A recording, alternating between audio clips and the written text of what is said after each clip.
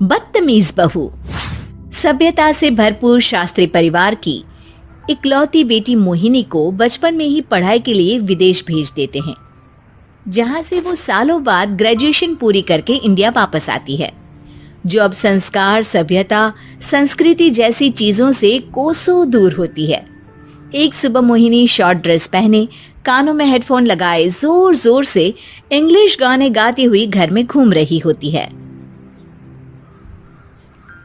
सुबह सुबह भगवान का नाम लेते हैं, राक्षसों की तरह चिल्लाते नहीं। पॉप्स, आपको अच्छे गाने की बिल्कुल समझ नहीं है, so take a chill pill. अरे मोहिनी, पापा से ऐसे बात करते हैं क्या?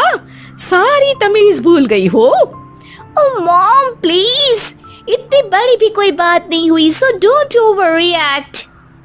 ऐसे ही दिन बीतते हैं जिसमें मोहिनी के तौर तरीके, रहने और बात करने का ढंग उसकी मम्मी पापा को परेशान करने लगता है।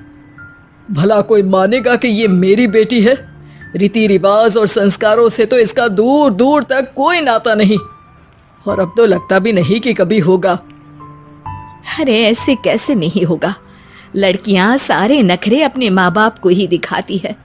ससुराल जाकर उन्हें सब कुछ करना भी पड़ता है और मानना भी।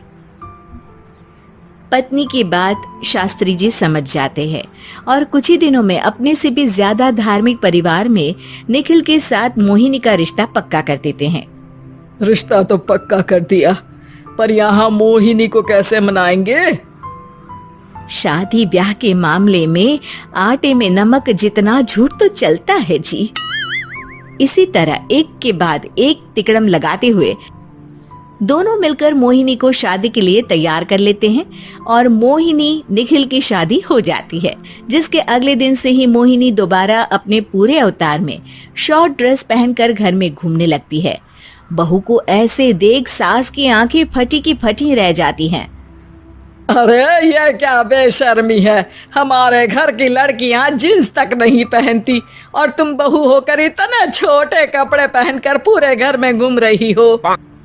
सीरियसली मॉम, प्लीज आप अपनी इस 80 के दशक वाली सोच में मुझे इंक्लूड मत करो। हाय तौबा, एक तो बेशर्मी दिखाती है, ऊपर से सास के साथ जुबान भी लड़ाती है। अरे जल्दी कपड़े बदल कर आ, घर की पहली आरती तुम्हें ही करनी है। इतनी देर में निखिल भी वहां आ जाता है। माँ, पापा आने वाले हैं, पूजा का सारा सामान तैयार है ना? ये पूजा हमेशा मेरे बॉयफ्रेंड्स के पीछे पड़ी रहती थी और अब हस्बैंड के पीछे भी आ गई। मोहिनी की बातें सुन सास तो अपना सिर पकड़ लेती है, लेकिन निखिल किसी न किसी तरह उसे पूजा के लिए कन्विंस करके कपड़े चेंज करने के लिए भेज देता है, जिस पर पूजा खत्म होने के बाद वो एक बार फिर अपनी शॉर्ट ड्रेस में आ जाती है। बहू, ये क्या तरीका है? संस्कार नाम की कोई चीज है या नहीं? नहीं ससुर जी, संस्कार मेरा दूसरा बॉयफ्रेंड था, अब तो मेरा उससे कोई कांटेक्ट नहीं है। मोहिनी का जवाब सुन के ससुर तो भगवान नाम जपते वहां से चले जाते हैं, लेकिन सास बहू के बीच कहासुनी फिर शुरू हो जाती है, जिसे इग्नोर करते हुए मोहिनी घर से बाहर चली जाती है और देर रात घर वापस आती है। मोहिनी, मैं जानता हूँ कि तुम विदेश में रही हो और तुम्हें वहीं की आदत है, पर यहाँ चीजें कुछ अलग है। अगर तुम उस हिसाब से कुछ एडजस्ट कर लो तो सबके लिए सही हो जाएगा। I am not in a lecture mood. Good night. अगली सुबह मोहिनी देर से उठकर एक बार फिर उसी तरह सबके सामने आती है, जिस पर उसके सास कुछ बोले उससे पहले ही मोहिनी की दोस्त मोनिका और रेचल वहां आ जाती हैं। Oh hi darling, how are you? OMG, we missed you so much. I missed you too darling. Ram Ram, इन्होंने तो तुमसे भी छोटे कपड़े पहने हैं। अरे तुम लोगों के अंदर कोई शर्म लिहाज बाकी भी है या सब बेच खाई? मोहिनी, तुम्हारी मेड कुछ ज्यादा नहीं बोलती। इस पर मोहिनी की दोस्त उसकी सास का मजाक बनाने लगती है, जिसे सुन निखिल उन्हें जवाब देते हुए कड़वे शब्द सुना देता है और वो सुन के वो दोनों तो मुंह बनाए वहां से चली जाती है, लेकिन गुस्से से लाल मोहिनी वहीं खड़ी निखिल को घूरती रहती है। घूर क्या रही हो?